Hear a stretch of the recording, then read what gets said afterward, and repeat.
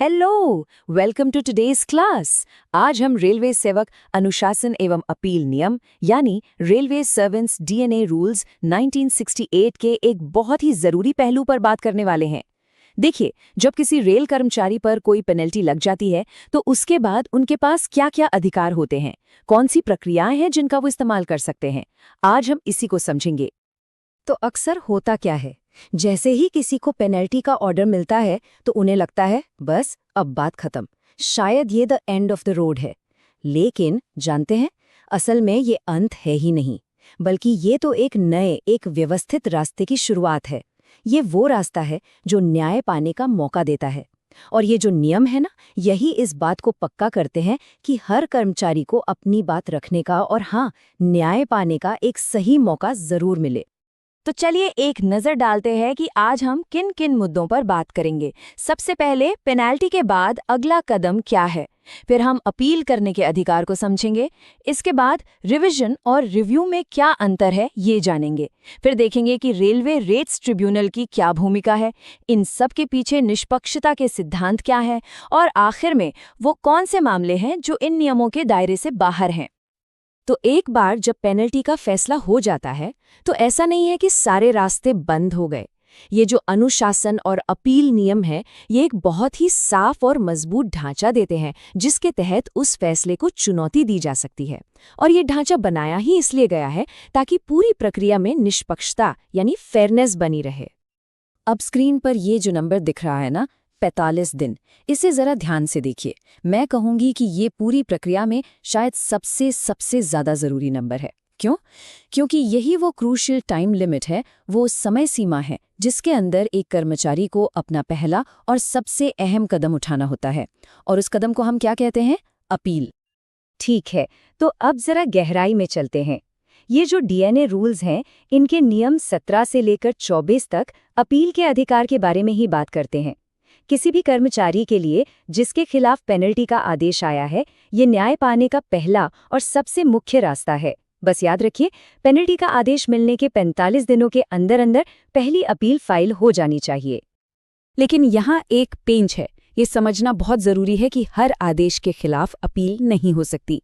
देखिए, एक तरफ नियम 18 साफ साफ बताता है कि किन आदेशों के खिलाफ अपील की जा सकती है, जैसे कि सस्पेंशन का ऑर्डर, किसी भी तरह की पेनल्टी का ऑर्डर, अगर पेनल्टी बढ़ा दी गई हो या फिर वेतन पेंशन में कटौती की गई हो। वहीं दूसरी तरफ नियम 17 ये भी साफ करता है कि कुछ आदेशों के खिलाफ अपील नहीं हो सकती, जैसे कि भारत के राष्ट्रपति का कोई आदेश, कोई अंतरिम आदेश या फिर इंक्वायरी के दौरान इंक्वायरी ऑफिसर का कोई आदेश। तो ये तो साफ हो गया कि अपील करनी है, पर कैसे? इसकी भी एक तय प्रक्रिया है और उसका पालन करना बहुत जरूरी है। सबसे पहली बात, अपील कर्मचारी को खुद अपने नाम से करनी होती है, किसी यूनियन या वकील के जरिए नहीं। दूसरी बात, अपील हमेशा लिखित में और सीधे एपेलेट अथॉरिटी को ही दी जानी चाहिए।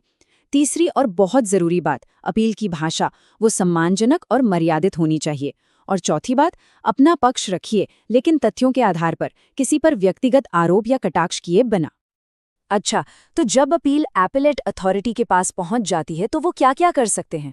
देखिए, उनके पास कई ऑप्शंस होते हैं।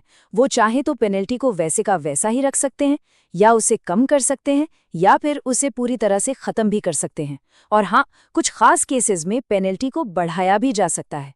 एक और स्पेशल बात है, अगर मामला बहुत गंभीर है, जैसे किसी को नौकरी से हटा दिया गया हो, बर्खास्त कर दिया गया हो, तो ऐसे में दूसरी अपील का भी एक रास्ता खुला होता है। और हाँ, एक बहुत ही जरूरी बात जो सबको ध्यान में रखनी चाहिए, जब तक आपकी अपील की प्रक्रिया चल रही है तब तक आप उस मामले को कोर्ट में नहीं ले जा सकते। चलिए अब आगे बढ़ते हैं। मान लीजिए अपील पर फैसला आ गया, तो क्या इसके बाद सारे रास्ते बंद हो जाते हैं? जी नहीं, इसके बाद भी न्याय पाने के लिए कुछ एडवांस स्टेजेस हैं जिन्हें हम रिवीजन और रिव्यू कहते हैं। तो सबसे पहले बात करते हैं रिवीजन की, जो रूल 25 में बताया गया है। रिवीजन या पुनरीक्षा एक ऐसी प्रक्रिया है जहां अपील का स्टेज पूरा हो जाने के बाद एक सक्षम अधिकारी मामले के पूरे रिकॉर्ड को दोबारा से जांच सकता है।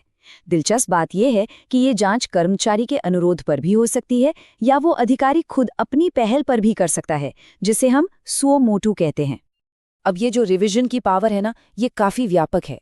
जैसा हमने देखा, इसे कर्मचारी या अधिकारी कोई भी शुरू कर सकता है। लेकिन जो अधिकारी रिवीजन करेगा वो कम से कम जूनियर एडमिनिस्ट्रेटिव ग्रेड या उससे ऊंचे पद का होना चाहिए।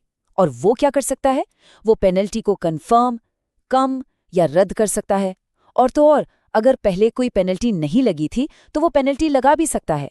पर एक बहुत जरूरी शर्त है, अगर पेनल्टी को बढ़ाया जा रहा है तो कर्मचारी को अपनी बात रखने का पूरा मौका देना ही होगा। ये अनिवार्य है।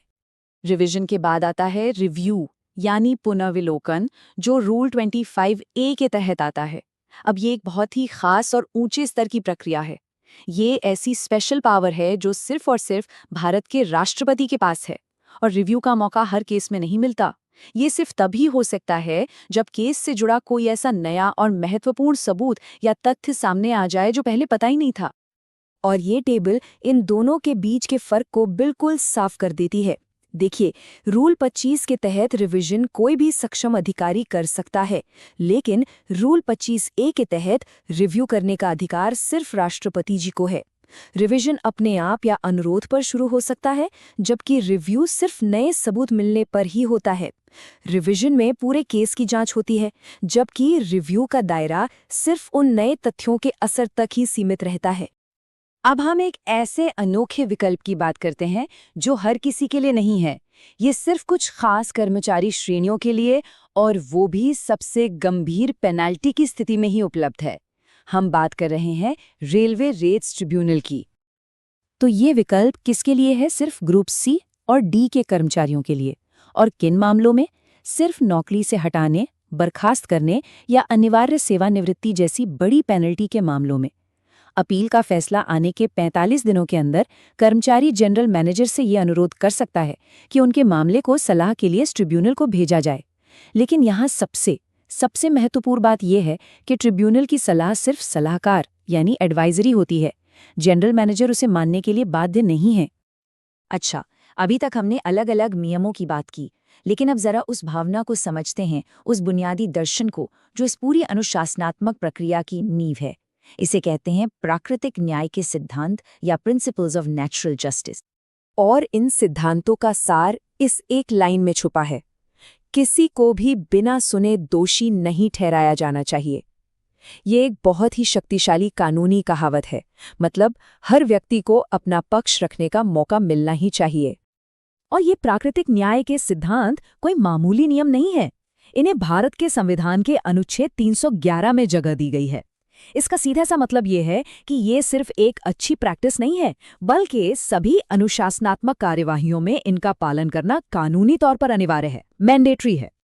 इन सिद्धांतों में कई जरूरी बातें शामिल हैं, जैसे सुनवाई निष्पक्ष हो, बचाव और जिरह का पूरा मौका मिले, कर्मचारी को अपने ऊपर लगे सभी आरोपों की पूरी जानकारी पहले से हो, जो भी फैसला लिया जाए उसके कारण बताए जाएं, सजा हमेशा अपराध के अनुपात में होनी चाहिए, शक का फायदा आरोपी को मिलना चाहिए, और सबसे जरूरी बात, न्याय सिर्फ होना ही नहीं चाहिए बल्कि होते हुए दिखना भी चाहिए।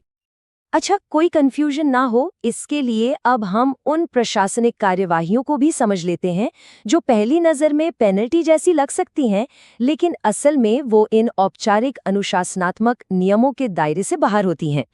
इन कामों के लिए D&A नियमों की पूरी प्रक्रिया की जरूरत नहीं होती। मिसाल के तौर पर किसी विभागीय परीक्षा में फेल होने पर निचले पद पर भेजना या प्रोबेशन पीरियड ठीक से पूरा न कर पाना। इसी तरह शारीरिक अक्षमता के कारण पद से हटाना या पद ही खत्म हो जाना भी इसमें शामिल है। ये सब प्रशासनिक फैसले हैं, अनुशासनात्मक सजा नहीं। और हाँ, अगर कोई कर्मचारी खुद के अनुरोध पर निचले पद पर जाता है तो वो भी पेनल्टी नहीं मानी जाएगी।